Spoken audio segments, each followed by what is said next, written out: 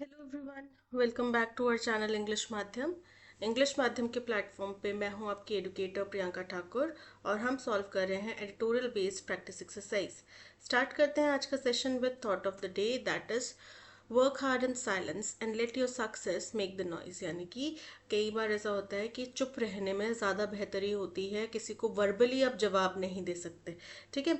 और वो सही भी नहीं रहता, बिकॉज अगर उन्हें समझना होता तो वो बिना आपके ज़ुबान खोले ही ऐसी बात कोई करते ही नहीं।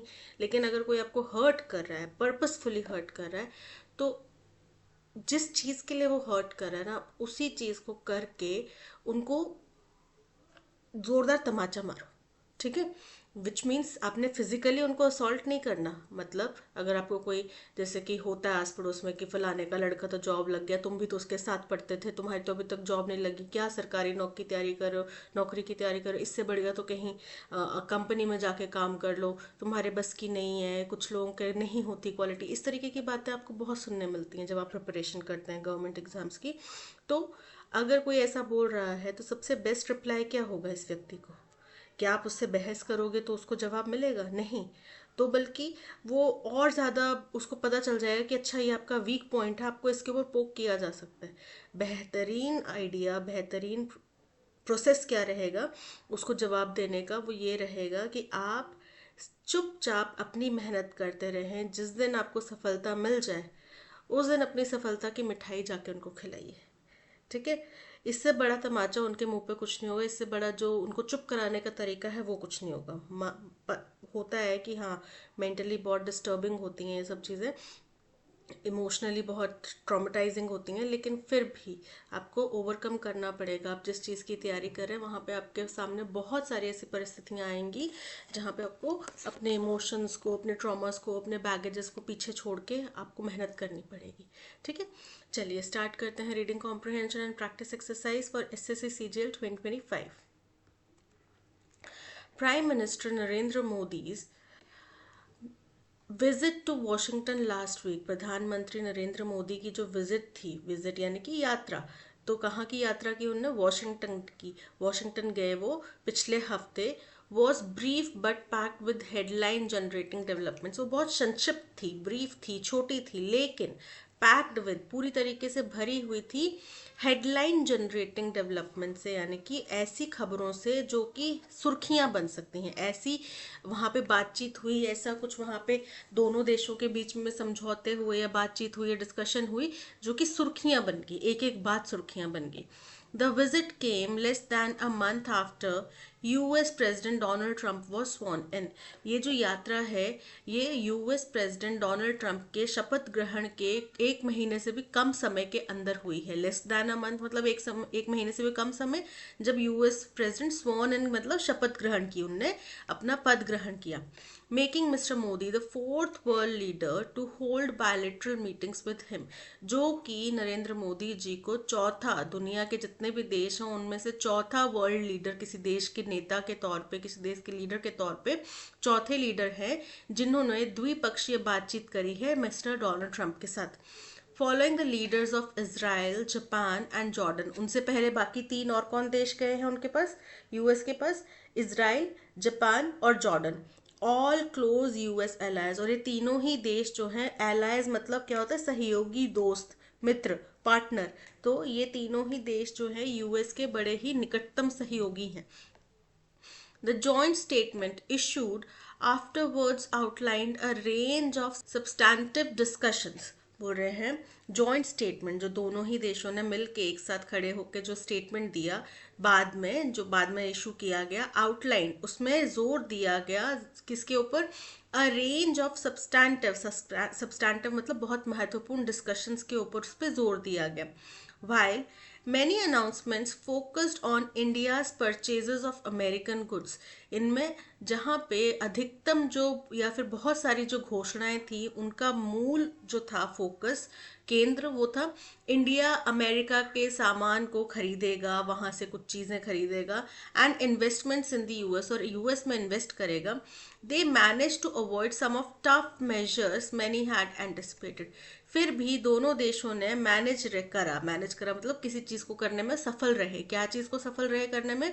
कि कुछ कठोर कदम जो जो अनुमान एंटिसिपेट किया जा रहा था, यानी कि पूर्व अनुमान लगाया जा रहा था जिनका कि ये कठोर कदम हिंदुस्तान के ऊपर लगा सकता है यूएस, उन कदमों को रोक दिया गया, उनको अवॉइड कर दिया गया, जो जैसे कि टैरिफ की बात की गई। ठीक है, बोथ साइड्स लॉन्च्ड मिशन 500, दोनों ही तरफ से एक मिशन 500 लॉन्च किया गया, जिसमें कि क्या होगा, $500 billion in bilateral trade by 2030, जिसमें का मतलब क्या है कि $500 बिलियन जो है द्विपक्षीय व्यापार में 2030 तक इन्वेस्ट किया जाएगा या लगाया जाएगा।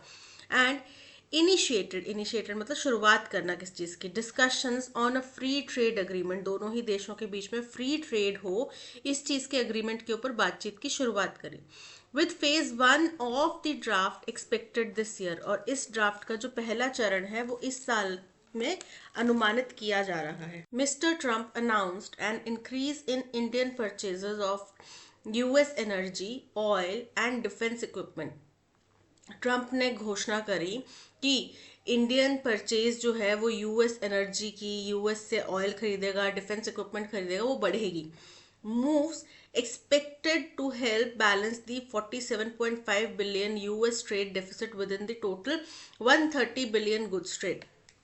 और ये जो कदम है ये अनुमान लगा रहा है कि यूएस का जो ट्रेड घाटा है उस जो कि कितने का है, $130 बिलियन के गुड्स का ट्रेड घाटा है, तो उसमें 45.7 बिलियन का यूएस ट्रेड डेफिसिट जो है वो इससे बैलेंस हो जाएगा, इस कदम से कि हिंदुस्तान यूएस से एनर्जी, ऑयल, डिफेंस इक्विपमेंट्स खरीदेगा। एडिशनली, इसके अलावा देयर वॉज अग्रीमेंट, यहाँ पे एक समझौता हुआ on a new umbrella framework.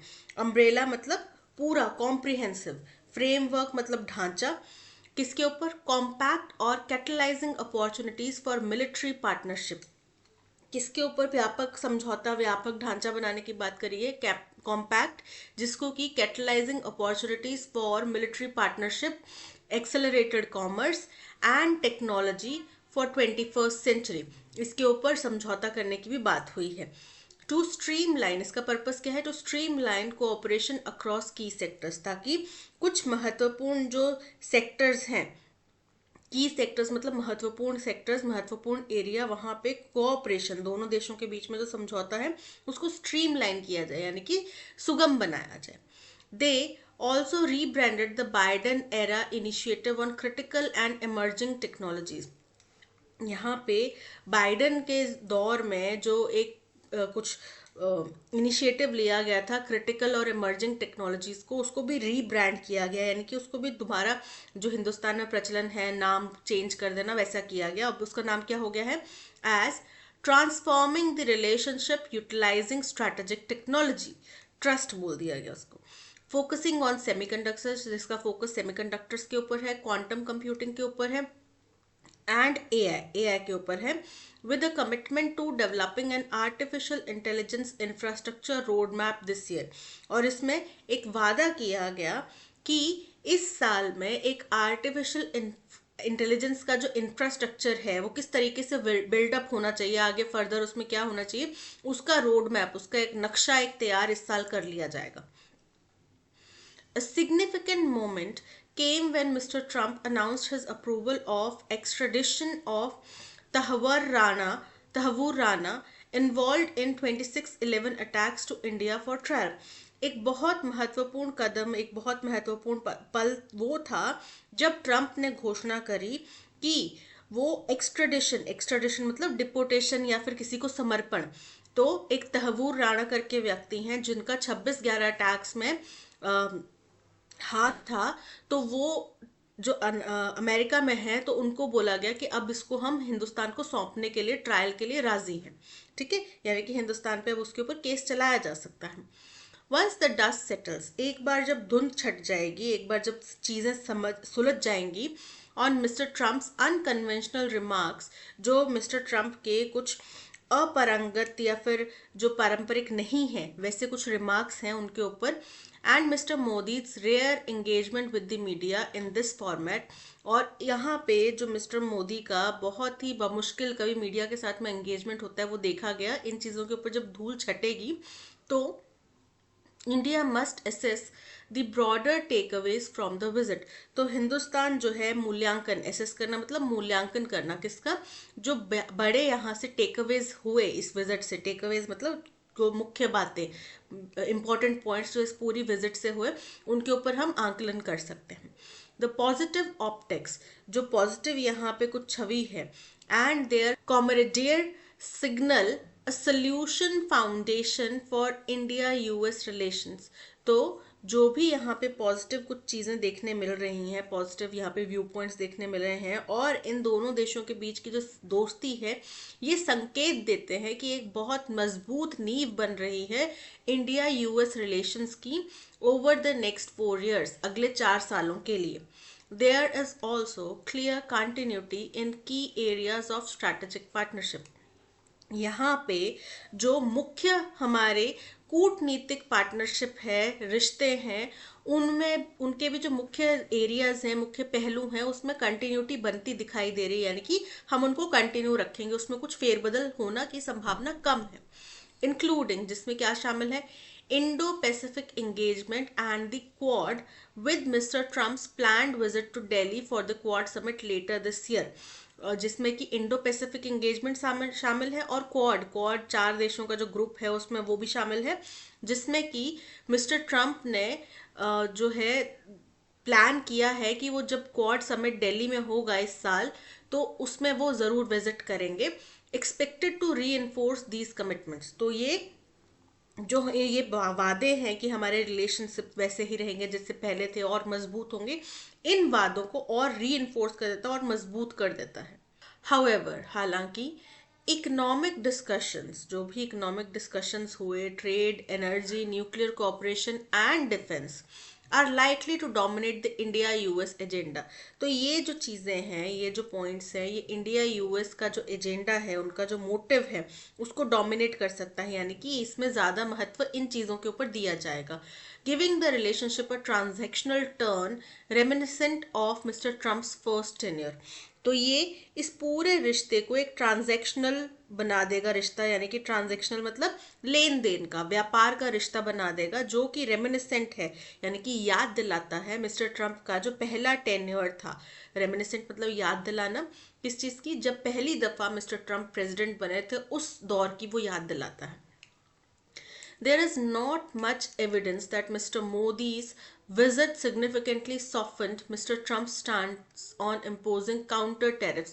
यहाँ पे कुछ ज़्यादा हमें एविडेंस यानी कि सबूत नहीं मिले कि मिस्टर मोदी की यात्रा से मिस्टर ट्रंप का जो स्टांस यानी कि ओपिनियन है कि भाई वो काउंटर टैरिफ्स लगाएंगे, जो मैंने आपको पहले बताया था कि रेसिप्रोकल टैरिफ्स लगाएंगे, या फिर जो देश हमारे ऊपर टैक्स लगाते हैं उनके ऊपर और ज़्यादा टैक्स लगाएंगे, वो उनका व्यू पॉइंट कुछ कमज़ोर हुआ है, सॉफन हुआ है, यानी कि नरम हुआ है, ऐसा कोई भी संकेत नहीं मिल रहा। And reciprocal tariffs or influenced a more humane approach to the deportation of undocumented immigrants abroad military flights।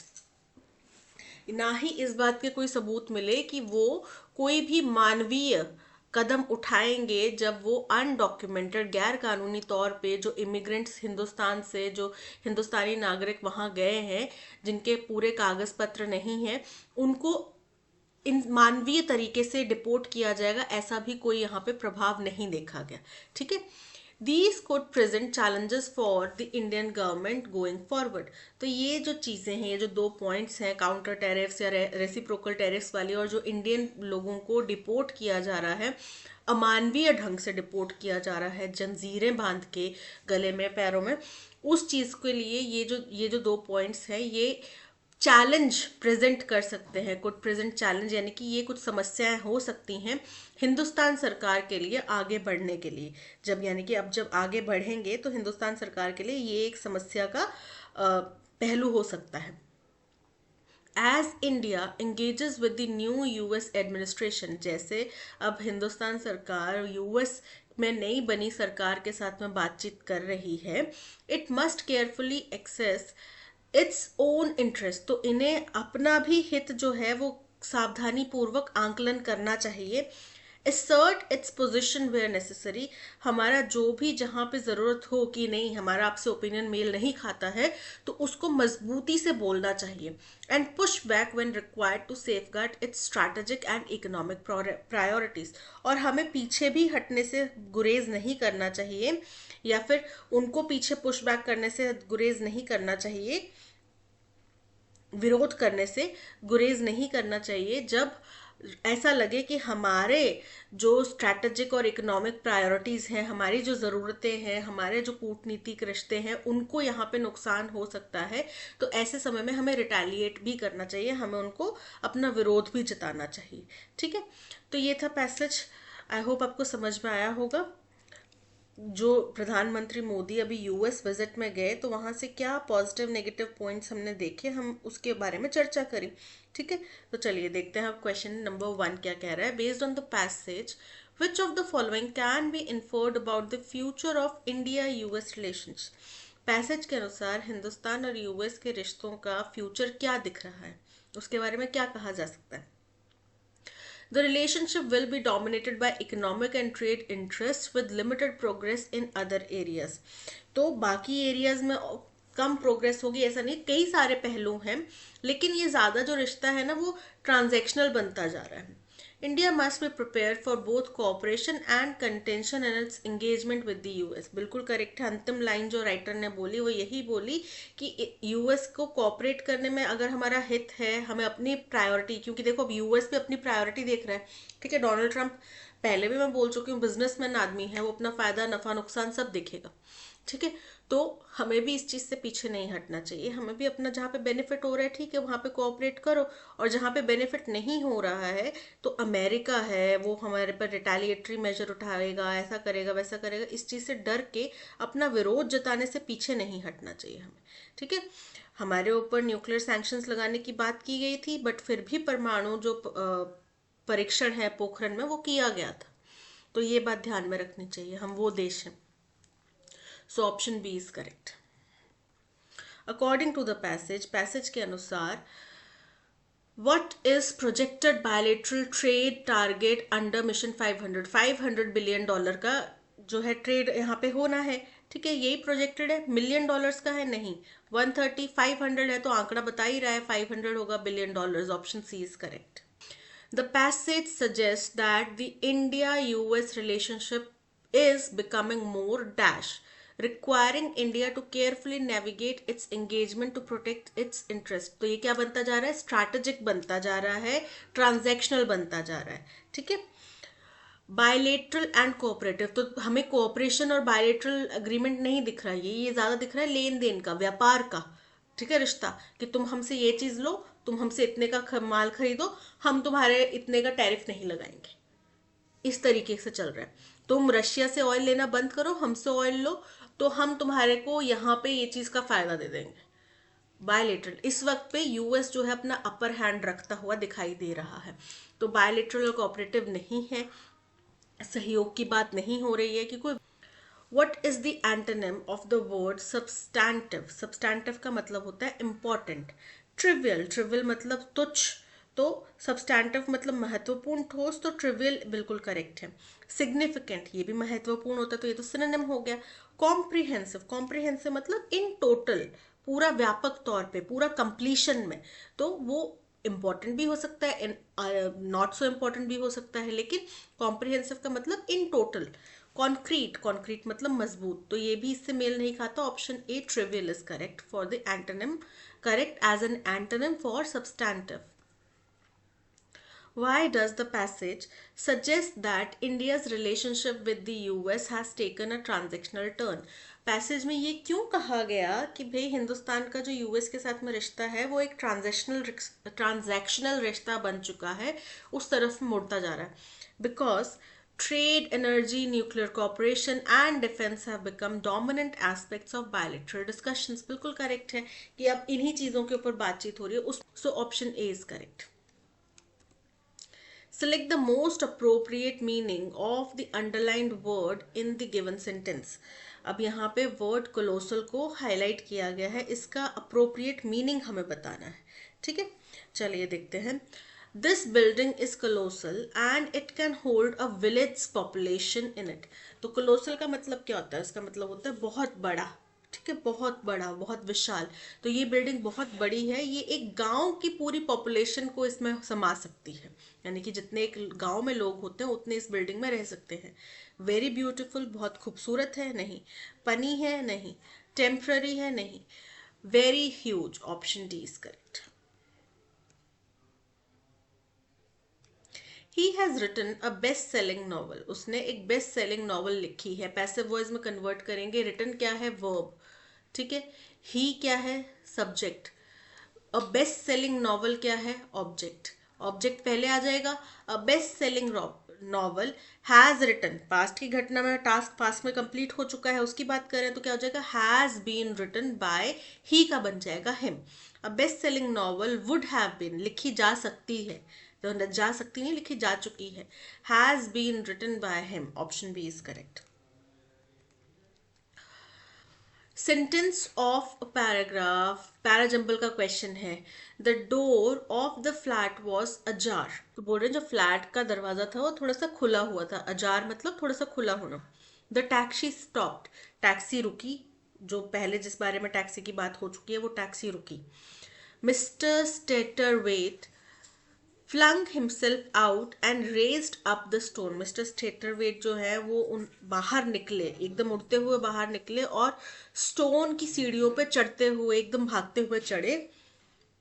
To the second floor like a young athlete, दूसरी मंजिल पर चले गए वो, जैसे ऐसे भागते हुए गए जैसे कोई युवा एथलीट जा रहा है। He pushed it open, it open किसको ओपन किया? जो दरवाजा थोड़ा सा खुला था उसको ओपन किया। And the great voice welcomed him, और एक बड़ी ही उम्दा आवाज, बहुत ही अच्छी आवाज ने उनका स्वागत किया। तो टैक्सी रुकी, मिस्टर स्टेटरवेट उससे बाहर निकले और वो भागते हुए सीढ़ियां चढ़ गए, पत्थर की जो सीढ़ियां थी उसको चढ़ गए और दूसरे माले पे पहुंच गए, जैसे कि कोई युवा एथलीट भाग रहा था। बी फर्स्ट स्टेटमेंट, सी सेकेंड स्टेटमेंट। तो जो डोर था फ्लैट का वो थोड़ा सा खुला हुआ था और उन्होंने उस दरवाजे को पुश किया और खोल के अंदर गए, तो एक अच्छी सी आवाज उनका वेलकम कर रही थी। तो अरेंजमेंट क्या बन गया? B C A D, B C A D, option D is correct. Again parajumble का क्वेश्चन है। हर फेस, उसका चेहरा। आई हैव, मैंने। फॉर अ ईयर, एक साल के लिए। नॉट सीन, तो मैंने उसका चेहरा एक साल से नहीं देखा। So I have not seen her face for a year. Simple, I have not seen her face for a year. Q S P R, Q S P R, option A is correct. Incorrectly spelled word बताना है। First है reason, reason का मतलब होता है इलाका, ठीक है, कोई पर्टिकुलर एरिया, इसकी स्पेलिंग बिल्कुल करेक्ट है। मेजरमेंट, मेजरमेंट की स्पेलिंग इनकरेक्ट है। मापना, जो आप मेजरमेंट करते हो ना, मापते हो स्केल से 1 सेंटीमीटर, 2 सेंटीमीटर, या और भी कोई बहुत सारे मेजरमेंट के तरीके होते हैं, तो वो गया। इसकी स्पेलिंग इनकरेक्ट है। MEASUREMENT, ये होते हैं मेजरमेंट की स्पेलिंग, ऑप्शन बी में एरर है। स्ट्रेंथ, मजबूती। कॉन्फिडेंशियल, गोपनीय जो होता है, सो ऑप्शन बी में एरर है। अप्रोप्रिएट ईडियम बताना है।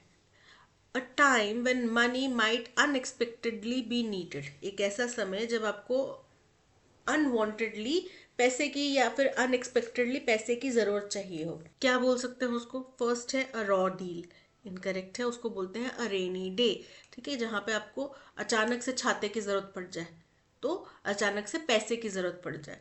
सो option B is correct.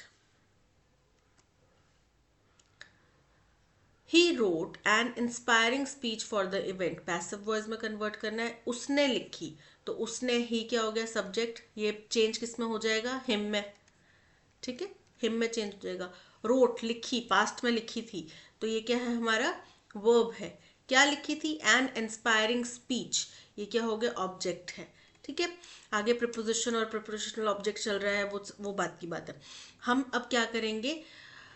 Object पहले, an inspiring speech was written by him for the event, तो an inspiring speech was is written, अभी नहीं लिखी पास में, was written by him for the event, option B is correct. I saw a shabby looking man living in the cavity of the mountain. तो मैंने एक बड़े ही गंदा सा दिखने वाले व्यक्ति को देखा जो कि माउंटेन की कैविटी में था। तो माउंटेन में कैविटी होती है, कैविटी क्या होता है, दांत में जो सड़ चुका हो दांत है ना, उसमें खराब हो, कीड़ा लगा हो कैविटी, तो वो होता है कैविटी। ठीक है, खाली जगह जो होल हो जाता है उसको बोलते हैं कैविटी। तो माउंटेन में कैविटी होती है, उसमें कीड़ा लगा हुआ है नहीं, उसमें गुफा हो सकती है, उसमें होल हो सकता है। ठीक है, तो हाइट, माउंटेन की हाइट पे देखा, living in the height of a mountain, height नहीं होगा। माउंड, माउंड भी यहाँ पे करेक्ट नहीं है क्योंकि उसका मतलब होता है ढेर, माउंड का मतलब होता है किसी चीज का ढेर होना, तो ढेर, माउंटेन का ढेर तो नहीं हो सकता। होल, माउंटेन में होल हो सकता है, एक खाली जगह हो सकती है। एलिवेशन, एलिवेशन मतलब ऊंचाई, उठाव जो है, तो यहाँ पे एलिवेशन नहीं होगा, होल होगा, क्योंकि वहां पे कोई खाली जगह है, माउंटेन में कोई होल है, गुफा टाइप हो सकती है, वहां पे वो व्यक्ति, मैंने उस व्यक्ति को देखा रहते हुए। So option C is correct. Camels tend to move slowly than other domestic animals in the plain. जो ऊंट हैं वो बाकी डोमेस्टिक एनिमल्स के कंपैरेटिवली प्लेन इलाके में थोड़ा धीरे चलते हैं। ठीक है, तो अब यहाँ पे आपको बताना है एरर। तो देखो मूव स्लोली दैन आ रहा है, कंपैरेटिव डिग्री, तो स्लो का कंपैरेटिव फॉर्म स्लोअर होता है। ठीक है, कंपैरेटिव फॉर्म स्लोअर होता है, स्लोली नहीं आएगा, क्या होगा, slower. Camels tend to move slower than other domestic animals in the plain. So error option B में है। इनकरेक्टली स्पेल्ड वर्ड बताना है। कॉनसर, कॉनसर का मतलब होता है कोई एक किसी भी सब्जेक्ट में जो एकदम पारंगत व्यक्ति होता है, उसका एक्सपर्ट होता है, उसको बोलते हैं। ठीक है, तो यहाँ पे कॉनसर के स्पेलिंग तो बिल्कुल करेक्ट है। नेसेसरी, नेसेसरी की स्पेलिंग इनकरेक्ट है। नेसेसरी का मतलब होता है जरूरी, NECESSARY, नेसेसरी, ना कि डबल सी। तो option B is correct. Dilemma, dilemma मतलब दुविधा, द्वंद। प्रिविलेज, प्रिविलेज मतलब एक विशेषाधिकार। So option B is correct. Barren का मतलब होता है बंजर, इसका एंटोनिम बताना है। Can you believe how much traffic there is today. क्या तुम इस बात पर विश्वास कर सकते हो कि आज कितना ट्रैफिक है। Grumble Tom glancing at the congested road ahead.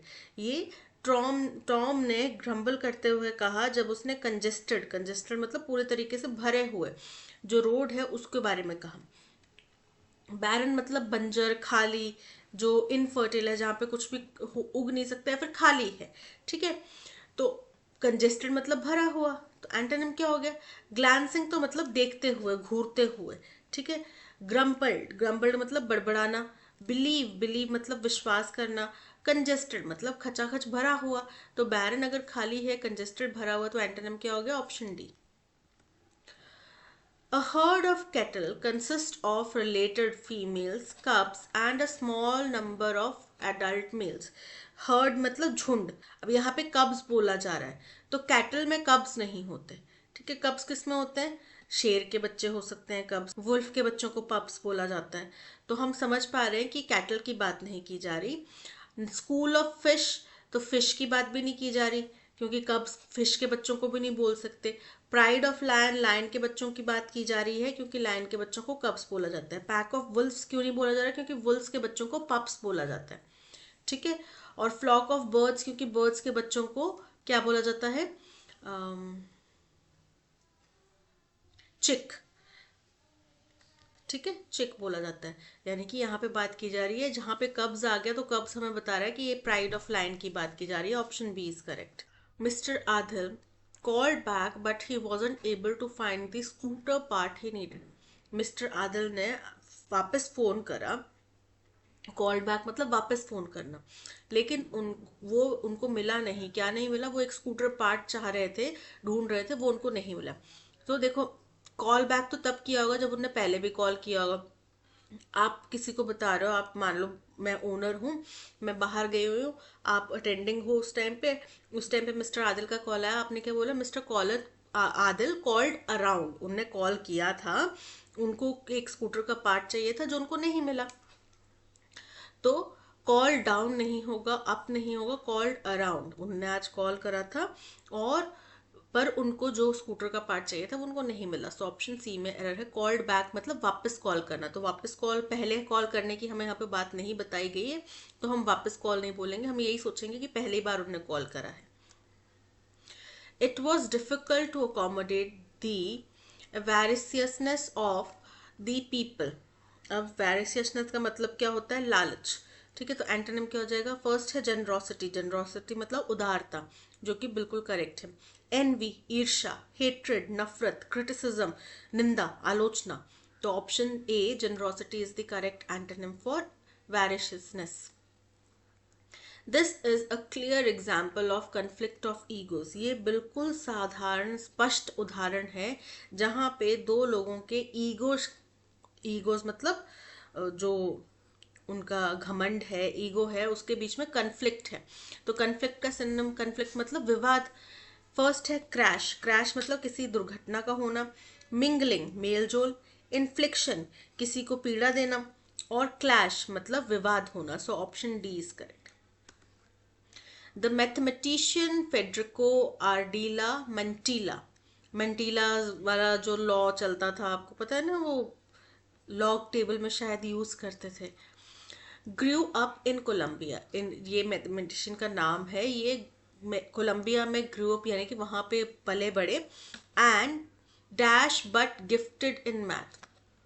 अब ये डैश थे लेकिन मैथ्स में ये गिफ्टेड थे, यानी कि बॉर्न जीनियस थे। ठीक है, मैथ्स में इनका हाथ काफी अच्छा था। He was failing most of his classes at his high school in Bogota. तो बोल रहे हैं कि वो जब हाई स्कूल में थे बगोटा में, तो वहाँ पे जो बाकी सब्जेक्ट्स या जो भी सब्जेक्ट्स थे उनमें अधिकतम में वो फेल हो रहे थे।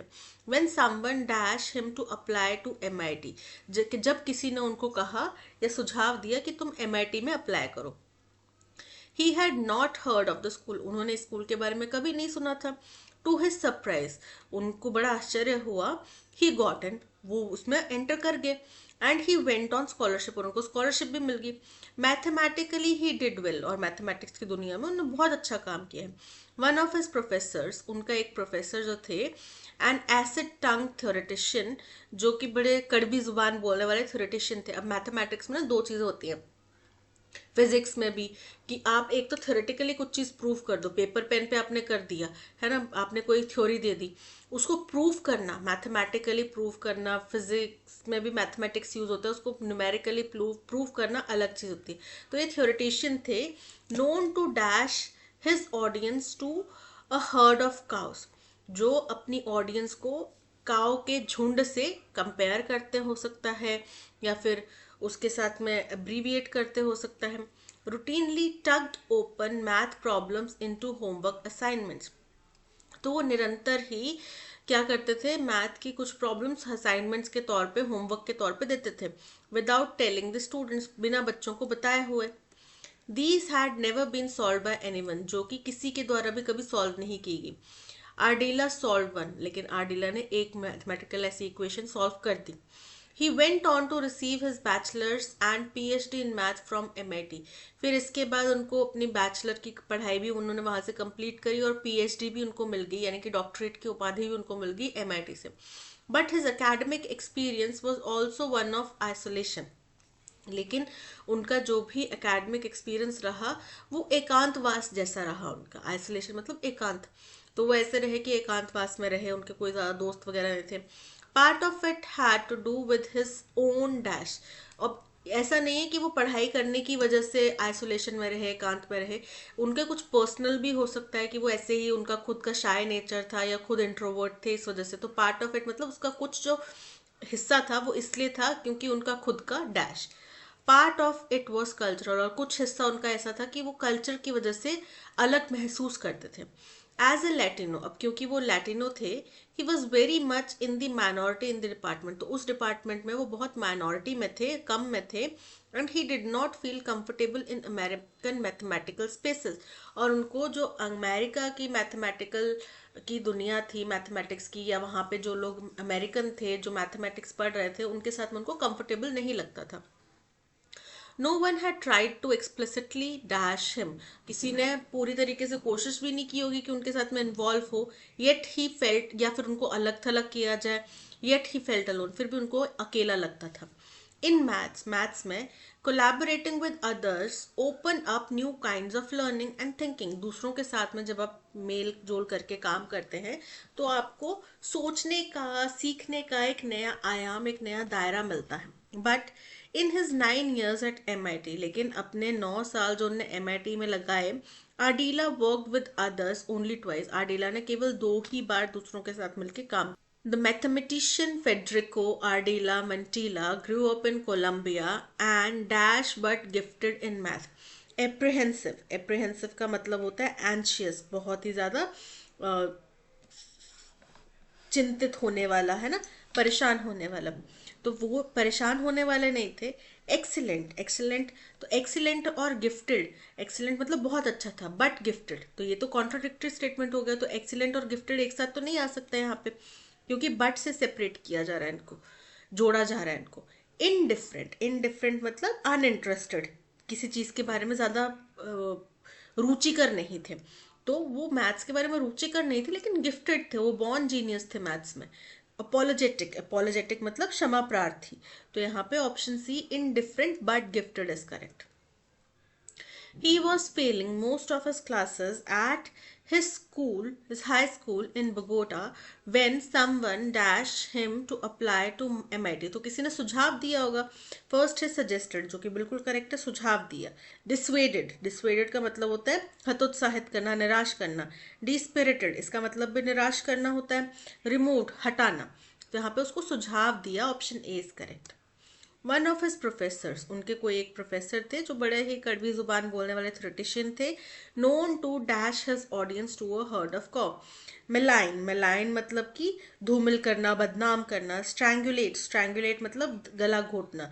डिफ्रेंशिएट मतलब अंतर करना. कंपेयर मतलब उनके मुकाबले में रखना, उनसे तुलना करना.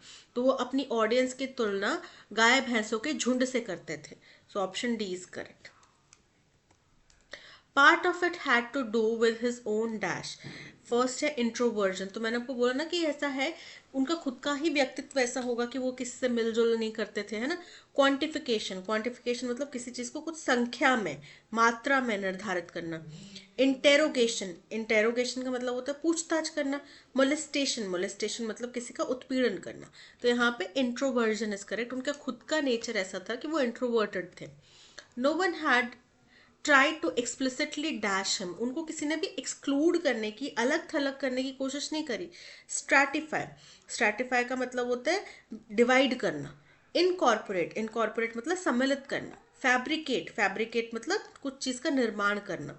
एक्सक्लूड मतलब अलग करना. तो किसी ने भी उनको अलग थलग करने की कोशिश नहीं करी, पर फिर भी उनको अकेला महसूस होता था. सो ऑप्शन डी इज करेक्ट. क्यों? क्योंकि उनका खुद का नेचर भी ऐसा था, और वो क्योंकि वहाँ पे लैटिनो थे, अकेले लैटिनो थे, तो वहाँ पे उनको अच्छा भी नहीं लगता था. सो ये हो गया पैसेज, ये हो गया आज का सेशन. आई होप आपको समझ में आया होगा. Thank you so much for watching. अगर कंटेंट पसंद आया हो तो आप लाइक, शेयर और सब्सक्राइब ज़रूर कीजिएगा. मिलते हैं नेक्स्ट सेशन में. Till then keep learning and keep practicing. Bye bye.